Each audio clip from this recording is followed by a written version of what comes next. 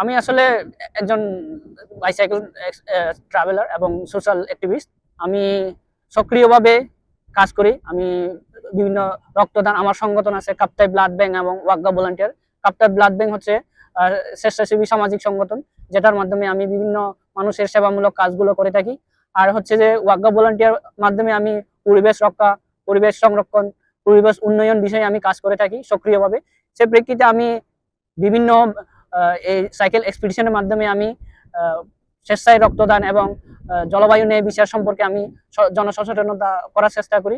এর আগে আমি প্রথম আমি শুরু করেছিলাম টেকনাফ থেকে তেঁতুলিয়া, আমার প্রথম যাত্রা ছিল। এরপর বাংলাদেশের ৬৬ জেলা, এরপর আমার ভারতের 10টি রাজ্য। তো এই এটা হচ্ছে আবার মানে চতুর্থতম এক্সপিডিশন, C2 হিমালয়াস। আমি সাইকেলে প্রথমে হচ্ছে টেকনাফ থেকে তেঁতুলিয়া, যেটা ক্রস কান্ট্রি এক্সপিডিশন ছিল, তো 1000 কিলোমিটার। তো এরপর আমি বাংলাদেশের ৬৬ জেলা, এরপর ভারতের 10টি রাজ্য আমি সাইকেলে এক্সপিডিশন করেছিলাম। তার এক্সপিডিশনের মাধ্যমে আমি স্বেচ্ছায় রক্তদান এবং জলবায়ু ন্যায় বিচার সম্পর্কে আমি জনসচেতনতা বৃদ্ধি করার জায়গা কেনার পর কোনোদিন ভাবিনি বাড়ি দেখে যেতে পারবো। বাবা, তুমি করেছো জমি আর আমি করলাম বাড়ি। এখন থাকবে তোমার নাতি।